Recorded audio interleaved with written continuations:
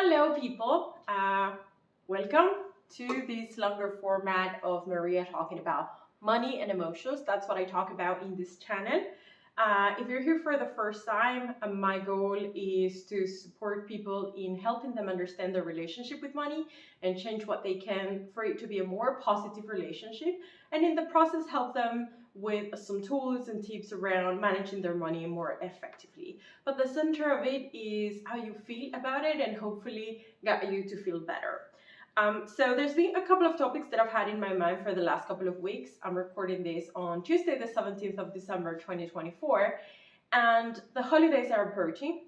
One of the topics in my mind has been home buying versus renting because I have some close relatives dealing with this decision right now, and I know it can be very difficult for the first time, and there's too many things to consider. But while that is a very important topic, I know that gift giving is another important topic for many people because of the holidays. And so I thought I'd cover this one first. And although it may be simple for some, it can be a very complex topic for many, which is why I have some notes for myself so I can keep it focused and I can give you some tools to be more compassionate and about more understanding with yourself if you're the kind of people struggling with the whole practice of gifts. Or if you enjoy this, but you see some people not engaging in it as much as you do, maybe you can understand and be more compassionate with them about how they're navigating this season where a lot of people put so much importance on the presents and gifts. And what we're going to be discussing actually applies to many other occasions because that's why gifts exist in the first place. So let's start with that. Like, what are gifts? Why do we give them? So, without going too much into historical roots of these, we do gifts to celebrate an occasion, a person, an event, right? So if a couple gets married, we give them gifts to help them get started with their new married life. If somebody has a birthday, we give things that they'll enjoy and use, that it's about their hobbies or the things that they make them happy or that they identify with. And around the holidays, well, it could be different reasons depending on where we grew up. You know, there could be this meaning behind the story of Santa Claus. If you've been a good kid, then you're going to get gifts. So it's a way of being rewarded for your behavior. If you grew up like me in a Catholic country, it's about celebrating the arrival of Jesus. And actually, I grew up as a kid who thought a baby Jesus brought the presents, and so I had to go to sleep on the 24th so that I could wake up and find the presents on the 25th. So there's many occasions and events that invite us to celebrate, and gifts is one way to do that. You'd think that gifts, it's about celebrating then someone, and so when we give them a present, we should keep their needs, what makes them happy in mind, and less much ourselves. But when we look into practices, right, in many situations, we have turned gift giving into something more. Sometimes we have lost the meaning of it, and it turns a lot about a status validation, manifestation that we belong to a group, a need to be accepted in a group. If I give a good gift, I will be recognized. How will this person react to the gift that I will give to them? And somehow we turn around the meaning from the person being celebrated to the person giving the gift. And everybody is under a little bit of pressure. Maybe you're not experiencing this, but at least I have experienced it.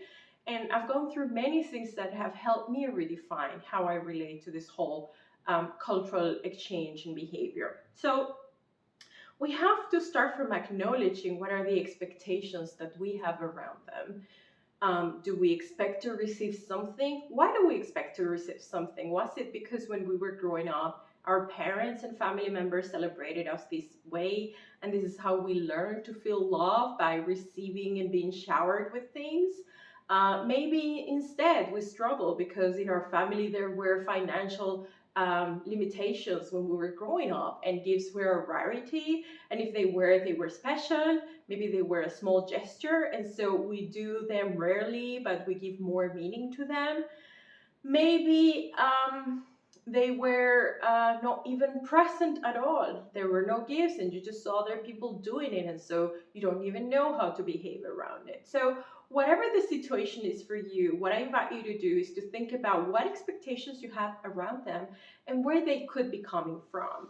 And then the next question to ask yourself is if you are okay with those expectations, whether you're putting them on others or whether you have them on yourself. If you do agree with the expectations, then that's fine, right? In the end, it's all about being comfortable with what we're about to do, and not try to force it on others. So for me, there was a very important realization when I took a leadership course many years ago. And one of the lessons was around how, when we were giving to someone a present, we needed to let go. It was for them. We have done that to celebrate them. And so it is for the person receiving the gift to decide what they do with it. But if you take a step back and you observe around you, you're probably going to find things in your home that you don't use, that somebody gave you. You don't really appreciate that thing. Maybe you do appreciate the person that gave it to you, but you do keep that thing, although you find a little bit of annoyance around having it because you don't know where to place it and it's just gathering dust and it's just there and you never use it because you feel that you're appreciating the person, but in reality you're not. And I think it's good to separate those two things. If there's something around your house that, as Marie Kondo say, doesn't spark joy, then just let it go. Give it to a secondhand shop, maybe give it to someone else who might want it, put it out there. Do whatever you want with it in a way that you feel comfortable about it, and separate whatever you're feeling about the thing from what you feel about the person who gave you that.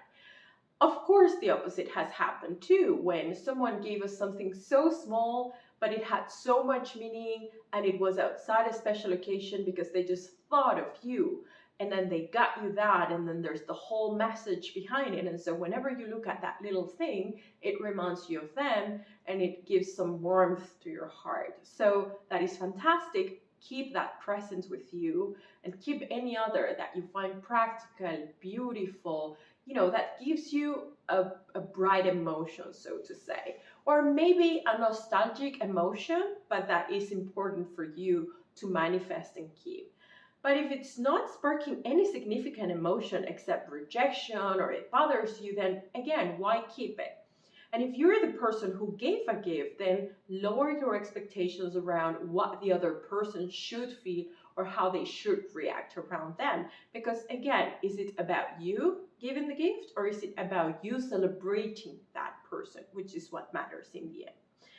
So, there's a lot of cultural practices around it, so we have to be very careful of the groups that we're integrating with, how we may be bringing unintentionally practices that fit well in a group that we're a part of that don't fit in this other group. So it's good to discuss these expectations openly, but also within a group, it is okay to renegotiate what we have been doing around giving. For example, a couple of years ago, in one of my family circles, I felt there was a little bit of silence and tension around giving that particular year, not other years, but that particular year. And I knew that some people were struggling financially. There were other decisions in life that we were making that, they were top of mind.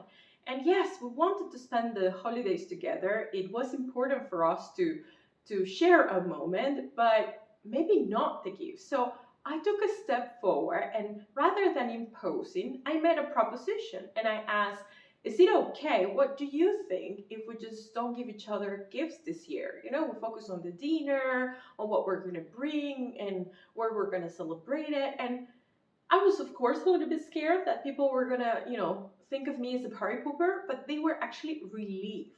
And so what I was sensing in the end turned out to be true. There was pressure, they didn't want to think about it, and that proposal was welcome because it kind of helped them deal with the situation in the right way. So it is okay to renegotiate what we do about gift exchanging if the context has changed as well. So propose it, right? And if you're the person that enjoys the gift giving and it's part of a tradition for you, but you find that it is not for others, try to negotiate what you do about that. Who can you engage with that enjoys that? Is it okay that in a group a handful of people agree to give, and others don't.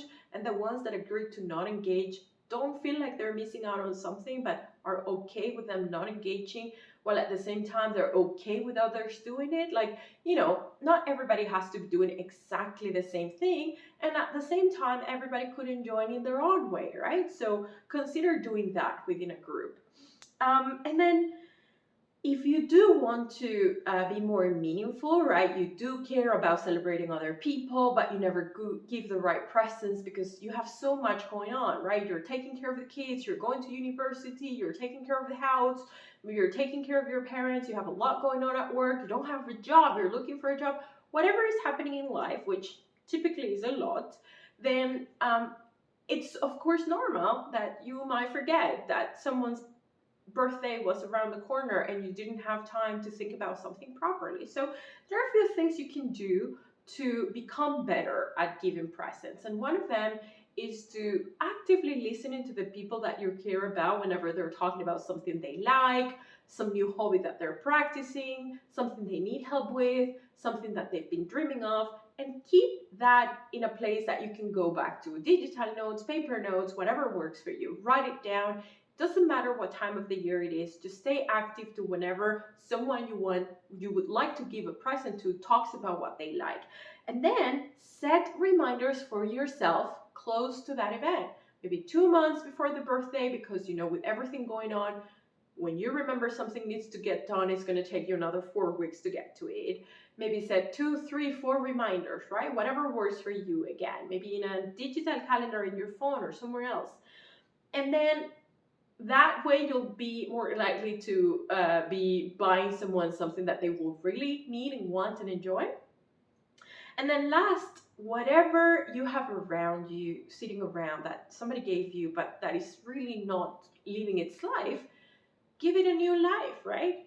Give it away to someone as a present, as a secondhand shop thing, or whatever it is. So yes, in the end, the way we relate to give may be a lot related to how we grew up, a lot related to the culture in which we are or where we come from, and then the subcultures of the different groups that we belong to. And it can be very difficult to deal with all of them. So don't be afraid to first check in with yourself. What is it that you're feeling? What are the emotions? Does it fit around your current financial goals? I know some people would say, well, but if it's something very small, maybe you're having a hard time right now making even small expenses. Maybe you're building towards a larger goal and every small expense counts for you.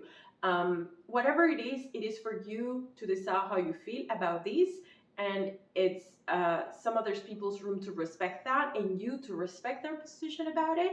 And then if you do engage in gift giving, try to then do it intentionally, following those tips that I suggested. Well, that's it. I don't want to keep it much longer. I hope that you have great holidays, good gift giving and receiving, or not doing any of it, whatever floats your boat, as long as you're comfortable with it and you allow others to do it their own way as well. Enjoy the holidays, and until the next video.